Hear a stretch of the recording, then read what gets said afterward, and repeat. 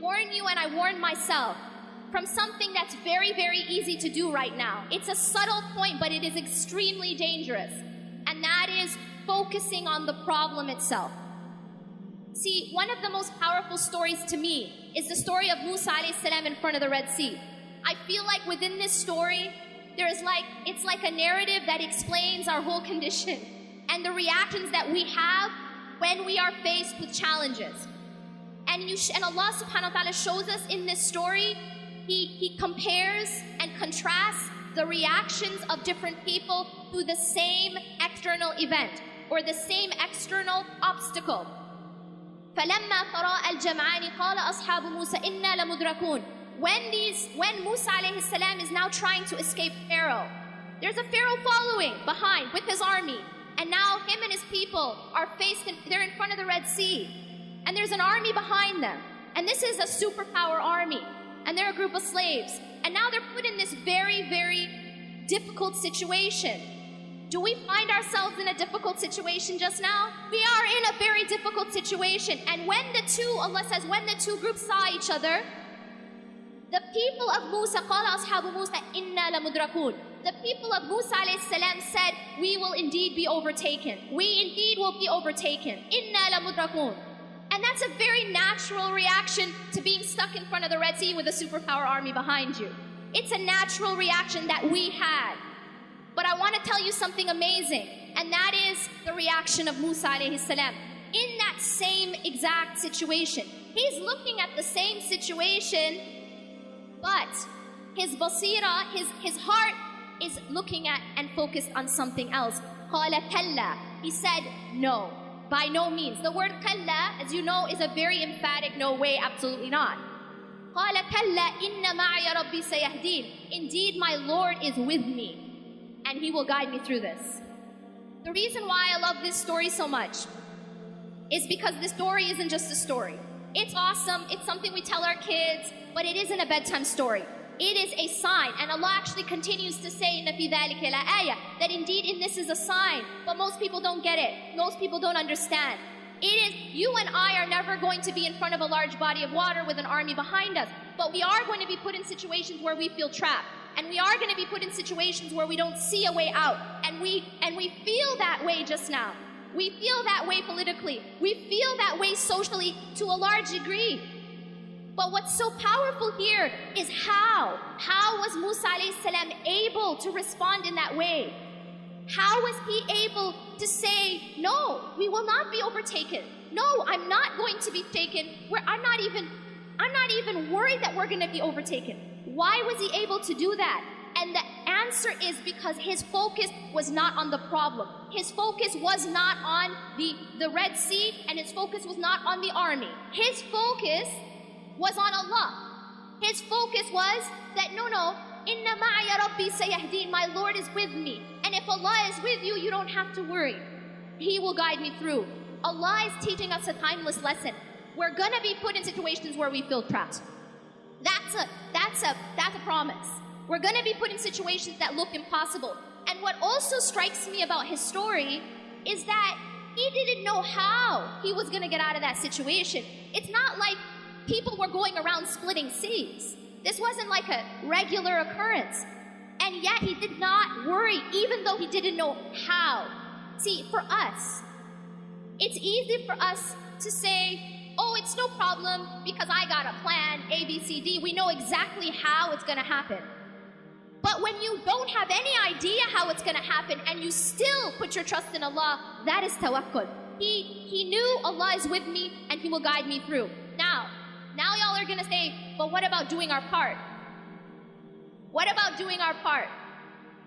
And the reality is, what's so beautiful about this story is that although obviously Allah subhanahu wa ta'ala was gonna save him, Allah still asked Musa alayhi salam to take action.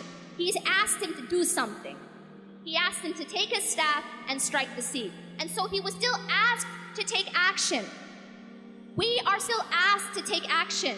Tawakkul and action are not separate. They have to go together. I'qilha wa tawakkal, as the Prophet ﷺ says, that you have to tie your camel and at the same time your trust is in Allah. Don't think that they're separate. So often I hear this translated as, tie your camel and then put your trust in Allah.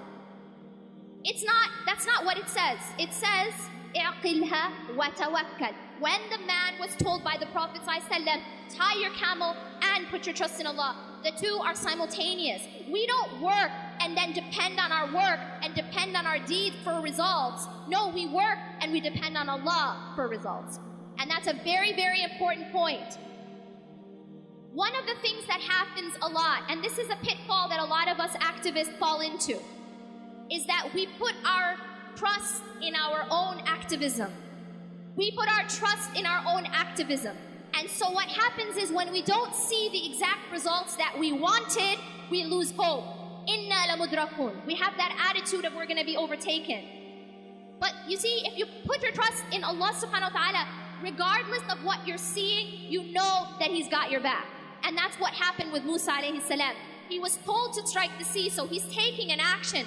But, this is an important point, it is not his action which caused the result. Why did he strike the sea? Because it was Allah who told him to. It was part of his worship. Every single thing that we are doing of our activism should be part of our worship. But we should never believe that our opening, that our salvation, that we're going to be saved because of our actions, because of our activism. We don't get saved because of our activism.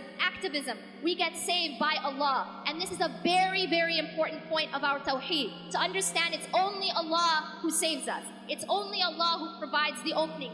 He is Al-Fattah. He is Al-Fattah. I'm not Al-Fattah. You're not Al-Fattah. We're not, as organizations, Al-Fattah. We don't change our circumstances. Allah changes our circumstances. But here's a very important point about the formula for change. إِنَّ اللَّهَ لَا يُغَيِّرُ مَا بِقَوْمٍ حَتَّى يُغَيِّرُ مَا بِأَنفُسِهِمْ. Yes, Allah is the one who changes our circumstances. But Allah also says that indeed Allah does not change the condition or the circumstances of a people until they change what's inside themselves. There is a job that we have to do. There is a striking of the sea that we have to do. But we have to, at the same time, never despair. We have to, at the same time, have the attitude of Kalla inna ma'a rabbi sayahdeen. Indeed, my Lord is with me and He will guide me through. This is extremely essential. And I will tell you this. If you are focused too much on the problem, you will have the reaction of Bani Israel. Because if all we talk about is the problem, if all we think about is the problem, if all we post about is the problem, if all we discuss is the problem, then what happens is, and this is a psychological reality, whatever you focus on grows. Whatever you focus on grows. This is why Allah subhanahu wa ta'ala told us to focus on dhikr.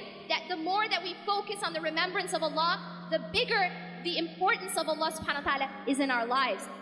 But if we're focused on everything that's going wrong, if our focus is on everyone who's saying this about us, and they're going to do this to us, and then this, and that's it, and that's my focal point, I promise you, we will fall into despair.